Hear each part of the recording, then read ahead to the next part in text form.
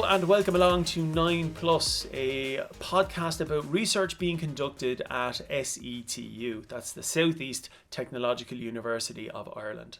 I'm your host, Rob O'Connor from SETU. In this episode, I'm speaking with three academics about their research into early 20th century Irish playwright and author Teresa Deevy. We also talk about a collaboration they're involved in with the Dublin Theatre of the Deaf, based around Deevy's works. The panel is made up of Dr. Una Kealy, Dr. Kate McCarthy and Dr. Jenny O'Connor. We're also attempting something new for us, making this podcast accessible for a deaf or hard of hearing audience. There's a text transcription available and also a captioned multi-camera video of the studio recording of the podcast, as well as a version that comes with an Irish Sign Language overlay.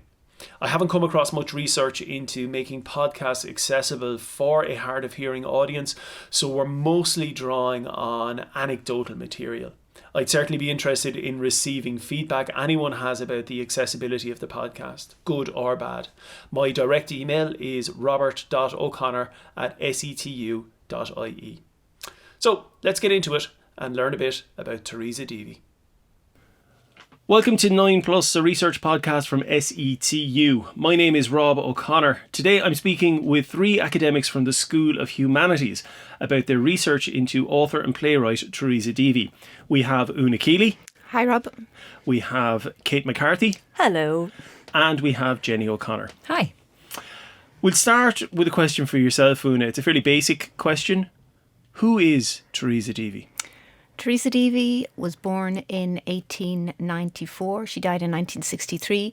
She was a playwright. She went to school in Waterford. She was a boarder in the Ursuline Convent. She contracted Meniere's disease in her early adulthood, which left her deaf. She went to London to study lip reading. She stayed with her sister in London. She went to the theatre a lot when she was living in London. Decided when she was there, I could write a play. I could write a play that critiques Ireland in the same way that the plays I'm looking at are critiquing British life and times and culture. And she did that. She submitted her plays to the Abbey Theatre, starting those submissions in the late 1920s. Had a really wonderful career in the Abbey in the 1930s. 6 plays produced in the Abbey in the 1930s, was highly rated, included in festivals.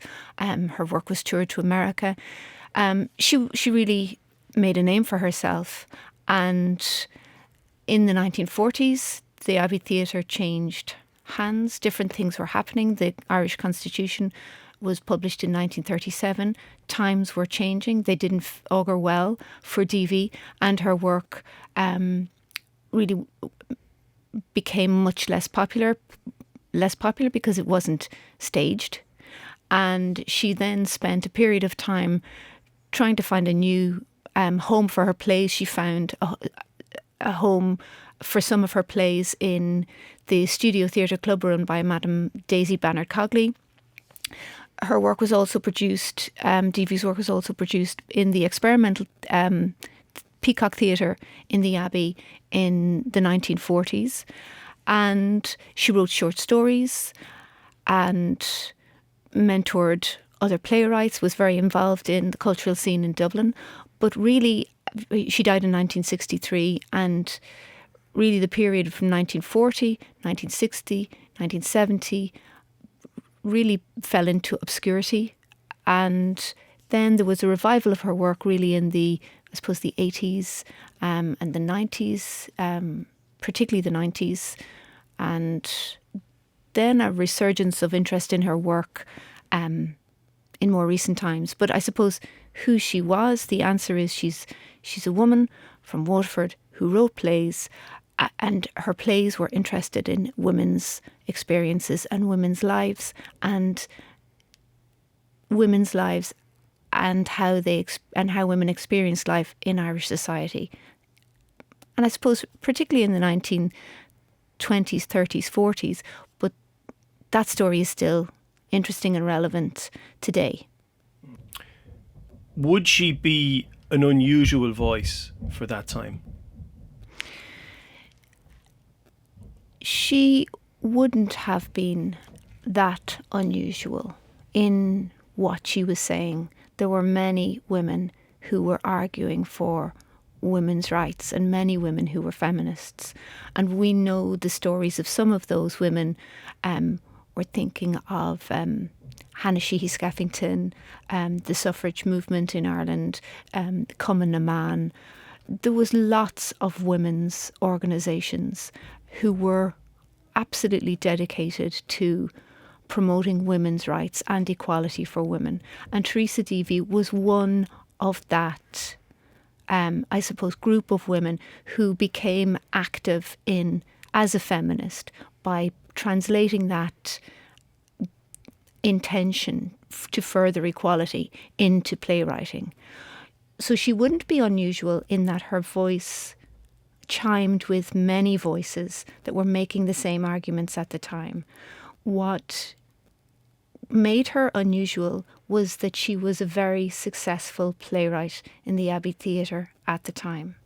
There were other women who writing plays at this time. There were other successful women writing plays, but none were as successful as Deevy. And so I suppose that success with the Abbey and the quality of the work that she produced, that's what makes her exceptional and different. Kate, can you tell me how you became interested in Teresa Deevy's work? Well, it was about, I think, 2015, and Una and her PhD student, Dana Killen, had been doing some early research around Deevy, and we were looking for a text to work on with our theatre study students. So we decided we would work with The King of Spain's Daughter, a Deevy one act, and it was really through that practice-based exploration and understanding of the text, that's really how I came to understand and appreciate what I think is really at the centre of her work, is this commitment to challenging the status quo, to challenge the dominant conversation around the role of women in society.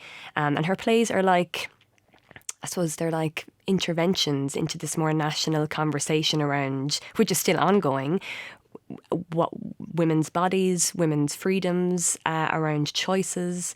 And so it was really through my work with the students, and we produced that play, a play reading of that text for Culture Night, and we staged it at the Waterford Medieval Museum. And that's really important to us, that I suppose we are part of the resurgence, if you like, of trying to promote her work with our students and within the region. What's driving our interest in Deevy at the moment are two projects. So we have, first, just I suppose to go back to what Kate said, exploring Deevy's work through the practice, even if that's through a rehearsed reading methodology, rehearsing that reading and not performing, but sharing the work through that reading and having discussions afterwards. That has really helped us understand, as Kate said, the way the plays work. So understanding the way they work from the inside out through the practice. And that is where we started with Deevy, I suppose, in 2015, and we've developed that idea of working from the inside out with the plays, that practice-based approach. And that's informing a project that we're currently working on at the moment, which is called Lyrical Bodies.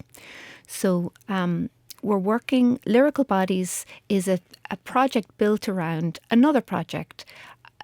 The project that we're working around is called the Possession Project, which is a performance art project designed by Amanda Coogan, collaborating with artists and theatre makers Leanne Quigley and Alvin Jones. And they are working on exploring through practice a fragment of a ballet created by Teresa Deevy that's never been performed, that's only 3 pages long, that isn't a ballet. It's more like a script for a ballet, the outline of a ballet. And Amanda, Alvin and Leanne are working to interpret that script with Dublin Theatre of the Deaf. And I got wind of this and said, well, we'd like to devise a project to support that and to learn from that and to input into that. And so our project is called Lyrical Bodies, and it is a project that works with students and staff within SETU to work with, through workshop practice, work with Amanda, Leanne and Alvin to figure out what this script fragment is all about. And we are learning so much with the benefit of the practices research methodology. We're learning so much from our collaborators. We have the added advantage of working with a team of people who have a very particular lived experience. So Alvin and Leanne are deaf, and Amanda is a coda. She's a child of deaf adults. She's hearing, but she's a child of deaf adults. And we're working with Irish Sign Language translators, in particular Caoimhe Coburn-Gray, who's also a theatre maker, has been extraordinarily helpful to make that project work. So what's driving our research at the moment is this practice-based research approach to work from the inside of these texts to create a new piece of work, to breathe a 21st century interpretation into this script that Deevy wrote, possibly in the 30s, possibly in the 40s, possibly in the 20s. We don't know because it's not dated. So that's a lovely thing that we don't know. And it's the way we're approaching that is we're allowing it to free us rather than inhibit us. Kate, you're nodding there. Yeah, that's a lovely way of putting it. I suppose part of that story that Una's telling is around our interest, this idea of the exclusionary narrative, trying to understand why was Deevy excluded. And so one of the other projects that we're working on that helps us to think about that, in 2016, Una had an exhibition entitled Teresa Deevy, The Quiet Subversive. And as part of that exhibition, someone from the audience just happened to be coming to the lectures on campus and mentioned that Deevy used to mentor her uncle, who was another Waterford playwright by the name of James Chasty. And the Power family had a collection of letters that Deevy wrote to Chasty. And these letters are incredible. They are letters by Deevy explaining how to Chasty how to write a play, how to connect with networks in Dublin, how to protect yourself as an artist. So it's really her principles of playwriting. So this is the other work that is really driving our overall project, which is about trying to understand, exclusionary narratives in Ireland, because we're learning that some of, I suppose, the dominant narrative around Deevy about what happened to her, that we are actually learning information from her own voice that completely offers a counterpoint, I suppose, to what we previously knew about that she didn't fall into. She wasn't invisible. She was actually very active up to and including the 1960s in this kind of cultural space. So yeah, they're the two projects that are keeping us up late at night. Okay, so let's just back up a moment to talking about Deevy being excluded. And you mentioned that she kind of started to fall out of favour from the kind of the late 30s, 40s. Was that correct? The early 40s. The early 40s. What is the received wisdom, and how is that being challenged now based on your own work? Well, I suppose the received wisdom is that, she's writing plays. The Abbey are giving her a platform. The plays she's writing are contradicting the national conversation, which is around women's place is within the home. She is challenging this. She is demanding that we look at other avenues for women and offering women other opportunities in terms of how they make meaning in their lives. So I suppose that's one of the strands, is that work was too challenging in a country where the church and the state were hand in hand.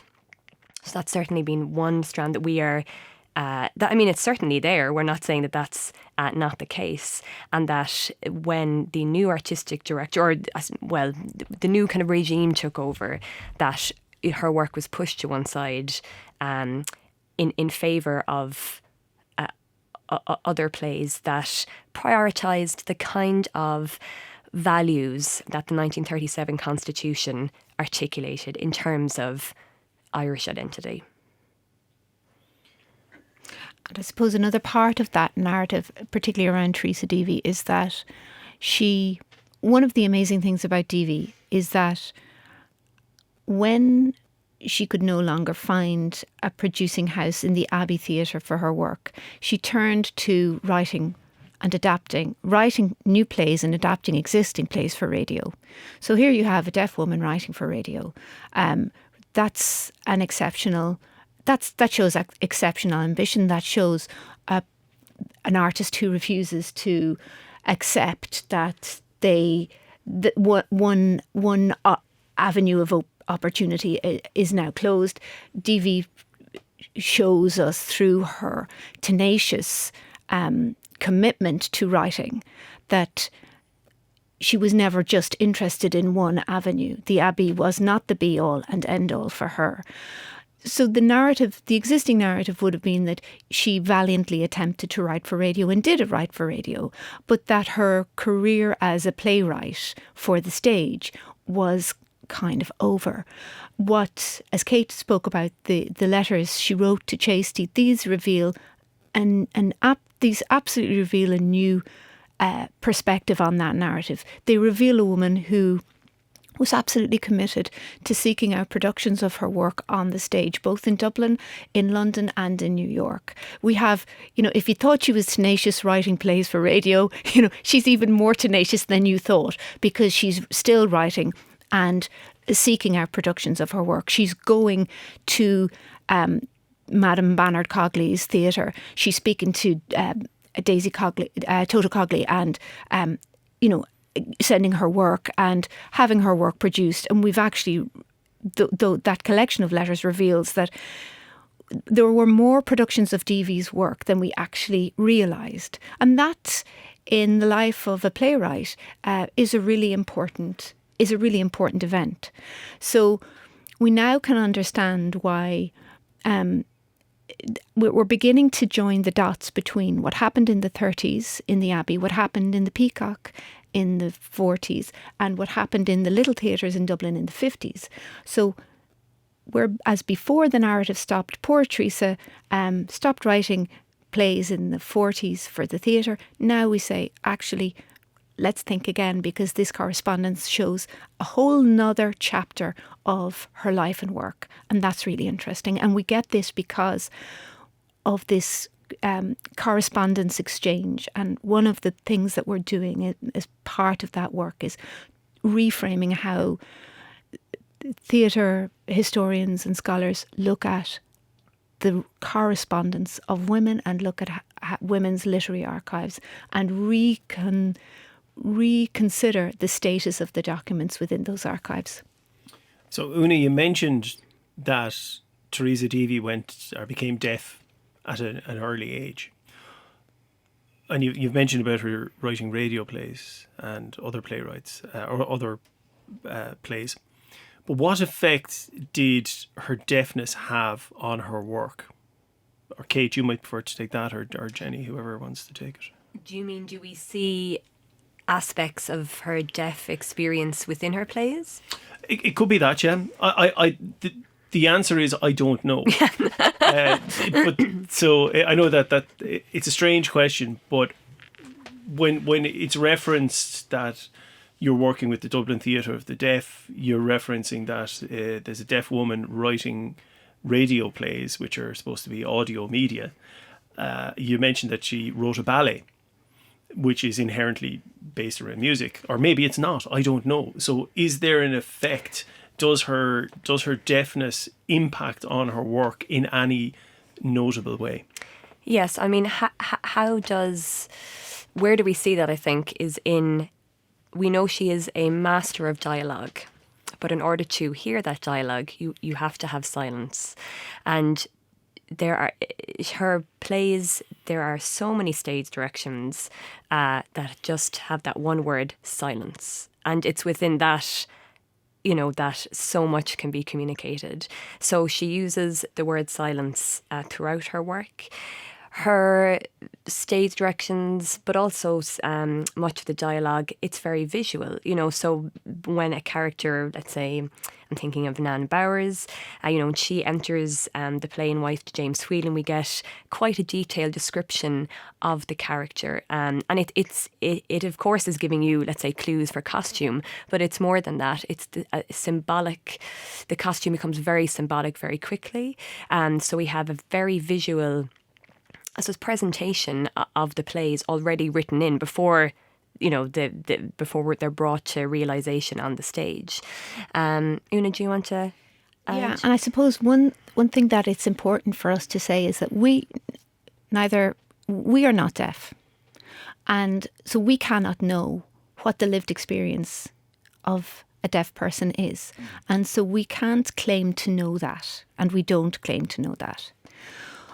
But this is why our working relationship, our partnership with Dublin Theatre of the Deaf is so important, because Alvine and Leanne in particular have a really extraordinarily wonderful way of working and teaching us. And Amanda, whose a discipline is performance art, and Amanda has said in interviews, the first thing I do is I rip up the script. She's not interested in the words that come out of the mouth.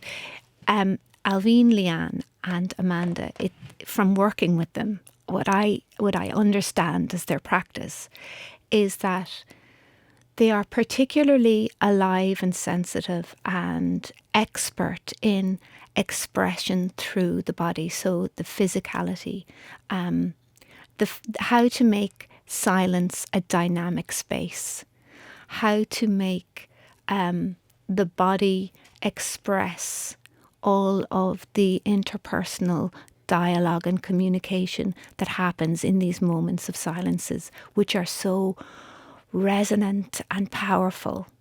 And yes, as performers, hearing or deaf, that's what performance does.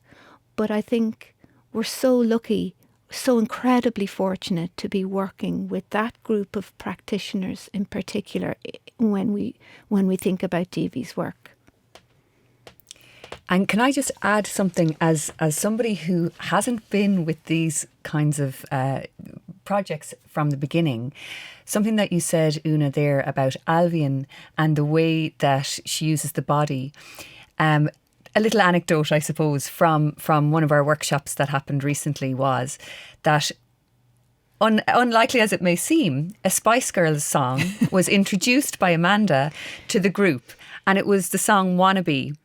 And she was showing, the different signs for the lyrics of that song. And Alvine jumped in and said, she said, one thing I hate, and this is all translated to the rest of us by Quiva, one thing I really hate is when people sign all of the exact words of the song.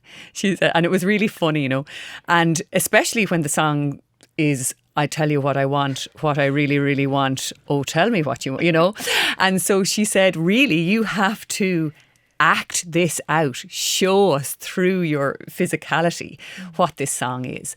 And for me, this is such a massive learning experience. I am there to kind of observe and document. That's my role. But I learned so much even from that brief moment about what the deaf experience of what we consider to be language is. It's not what we might think it is. And it was very liberating also for everybody involved there. Yeah, that's a great point, Jenny, because I suppose part of what this project is about is allowing us all to challenge our biases. So one of the I suppose the binaries that exist in this is that Teresa Deevy was deaf and we are not. So we are trying to challenge that by understanding actually that silence is not a lack of something, and we had a brilliant lecture from Alvine and Leanne about that being deaf is not a loss of something. There is actually a huge gain there. So the silence, I suppose that the silence that we're thinking about when we see it as a stage direction or when we're playing with it in the workshop or in the performance, it is exactly that. It is a very resonant space. It is where the body can make the most meaning actually for the audience. But that's really important, Jenny. So this is where the phrase or the term lyrical bodies is really coming from. So it's really about, I hate to be reductive, but it's really about communication through physicality. Is that fair? Amanda is a visual artist first and foremost, and the body is her canvas, if you like, as Una explained. Yes, it is the primary tool, I suppose, through which we're all making meaning, but it only really works when we consider the space, when we consider time. So the work that we're working on, it's a durational performance of 3 hours, and also when we consider the audience, the other half of the equation that has to hear, for want of a better word, and appreciate what it is that you're doing. And Deevy, though she was a masterful at dialogue, there is so much of the physicality and the body in her work. And that is why her work lends itself to the ballet and to a very contemporary practice, which is live art or performance art, where you don't have to work in a very traditional way with her text. In fact, it's much better to break it open. And she wasn't working in a very traditional way either. She was trying to explore with different art forms. Absolutely. I'm just nodding away. Sorry. Podcasts don't capture the nodding. that happens. Right. Let's talk about maybe some of the research outputs of the Lyrical Bodies project. So maybe, Jenny, you've mentioned there that you're there to document, and you use a medium which is called a digital story. Could you explain what that is and how it fits into the context of this project? Yeah. So, it's really important for this project to think about accessibility in relation to the research outputs. And as I said, that's something that I'm learning about as well as I go on and I join these great people in their projects. So we're thinking about how important it is as academics that you go to conferences, that you publish papers in academic journals, and that is the traditional language of the way that we create these outputs. But what we want to do here is something a little bit different. So Una and Kate would be very used to kind of distilling their research into, radio interviews or press releases. And again, those kind of more accessible ways for the general public to understand what it is that they're doing. But what we want to do is to create the story of this project as well in a different format. So digital stories are a really good way of doing this. So what that means is I have done a little bit of training with a group that's based in America, Story Center. They're based in Berkeley in California. And they have worked for many years, especially since the kind of 80s and 90s, on pioneering this model, which they call the digital story. Now, you can look up research on digital stories and, lots of things are called digital stories. But their version of it is where you will get a group of participants into a room. You will get those participants to tell a story. And so they write this story down. And this might be in response to a prompt that is created, like tell me about a fork in the road, that kind of thing. Or it might be just come along with an idea of a story, a moment in your life that you want to tell. It's usually a personal story. And so the participants will record the voiceover narration of that story. And then using a very simple editing platform, they will put in other elements. So photographs, maybe video clips, and usually again personal in nature. It might be family photographs, let's say. They'll add maybe sound effects and music to that. And it has become something bigger than what it seems here, because it's become a great tool of reflection. It's become almost kind of like it doesn't claim to be a therapeutic kind of process, but for many people, that's what they describe it to be. I know the first time I wrote my story and we had to share it in a story circle, I bawled my eyes out, and I didn't even know that was going to happen at all. I had no warning, and the facilitator said, "Oh yeah, that's pretty par for the course." So I was like, "What's happening to me?" But it's become this tool for reflection, for advocacy, for social justice issues. It's fantastic, but also especially in ethnographic research, where researchers go into the field and they do this participatory research, and they encourage people to kind of make their own stories about their own lived experiences. It has branched out since then, though, and so there are other ways of making digital stories too. And last summer, I made a story map, it was called, this story mapping project. And I told the story of our neighbour's grandmother, who was a Waterford, or who is from Waterford, and she's an author, and she's just had a really interesting life, and she has really great stories to tell. I interviewed her, and then I created a series of stories using something called ArcGIS story mapping software, which is again kind of free online program that you can use. And so when you go on to this site, you can see a variety of stories, and some of them are about, specific moments in this woman's life. Others are about the novels that she wrote. Others are about a geographical location. And so the mapping part of it involves kind of rooting it in this geographical area. And so you can follow these little pinpoints on a map that tell you little stories. And so I felt, this is really interesting. And I had this really interesting conversation where I said to Una, I don't know what I want to do with this, but I want to do something. And surely this is a great way to tell the story of maybe some Waterford-based kind of playwrights or, women authors, all the stuff that kind of they're doing already. And she said, okay, you need to pare this back. This is way too big. And how about coming on board with us and maybe doing something around this project?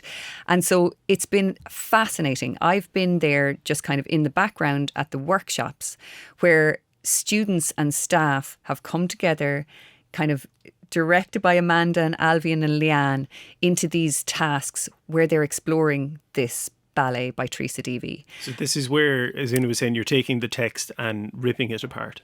Yeah. And so I get to take lots of photographs and video clips, and hopefully at the end, not only will we have lots of interesting conference papers and publications, but we'll also have this, proper living kind of document of what happened. That's the idea, at least. Yeah, and just to add to that, I mean, this is a creative, artistic output from a research project. So the research project is creative in nature. It will yield the typical research dissemination outputs, like seminars, which we've already done, conference papers, we've already delivered conference papers, and we're working on the first publication associated with the project.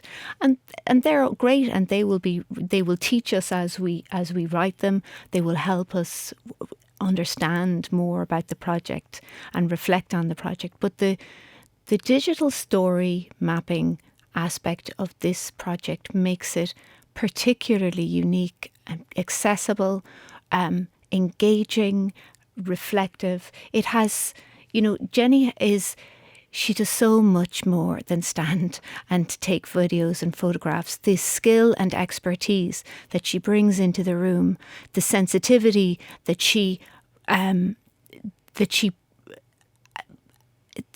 brings to knowing where to put the camera, what photographs to take, how to be there but not in any way be in front of any of the work. It is exceptional, and we are exceptionally lucky to have her on the team.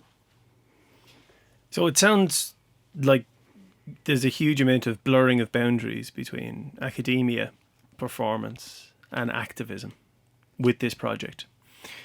Would you have any kind of thoughts about that to try and summarise maybe what we're doing?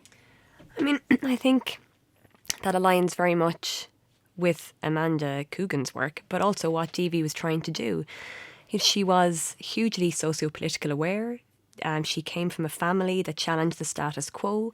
She builds that into her plays, and particularly in the 1930s, as a deafened artist, she, holds on to that platform for almost a decade, a literal platform, the stage, for her productions to be seen, where she is critiquing Irish society and life and the dominant messages.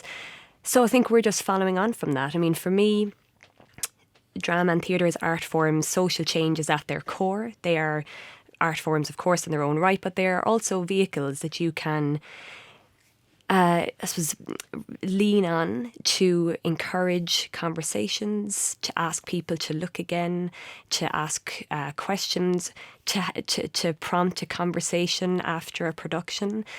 So I think, and I hope that this project is following, I suppose, within a long trajectory of feminist thought and practice. Absolutely, and I loved the phrase that Kate used there, lean on. So taking the body into the language, and I would say lean on and lean into and add momentum to. So we're leaning into Deevy's work, which has a momentum of its own, and we're helping that momentum to go forward. I love that.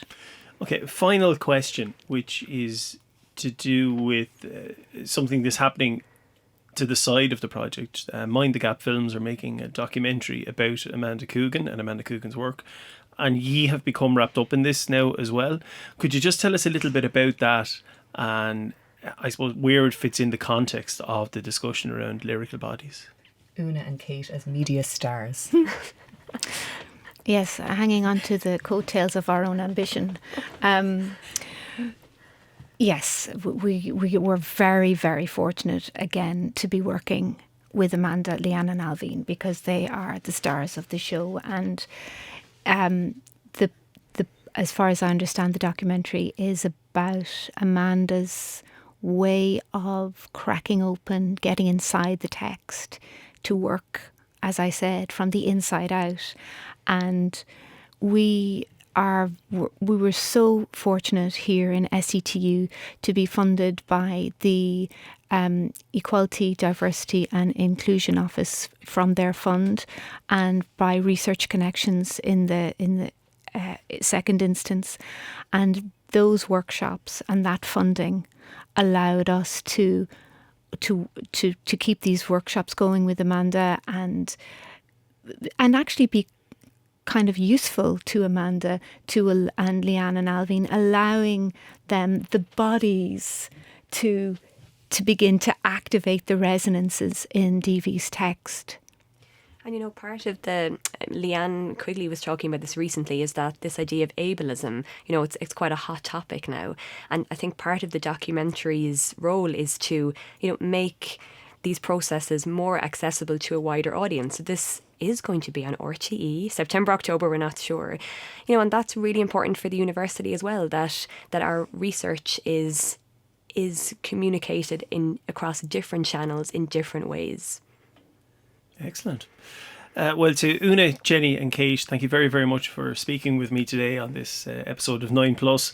If you'd like to learn more about the research that's carried out here at SETU, you can go to setu.ie, the website. You'll find the various staff profiles up there and links to all our works. There's also some social media links as well, so if you want to see what Una is posting on Instagram, off you go. We are also on Twitter at 9+ podcast, so there's plenty of avenues to get in touch if you feel so inclined. Okay, thank you very, very much. Thanks for talking to us, and we'll talk to you again soon. Thank you. you. Thanks. I hope you enjoyed this episode of 9+. As I said during the intro, there are accessible videos and a text transcription to go along with the regular audio podcast. Feedback is most welcome, even to tell us we got it all wrong. You can mail me directly at robert.o'connor@setu.ie, and we'll be back with a new episode soon.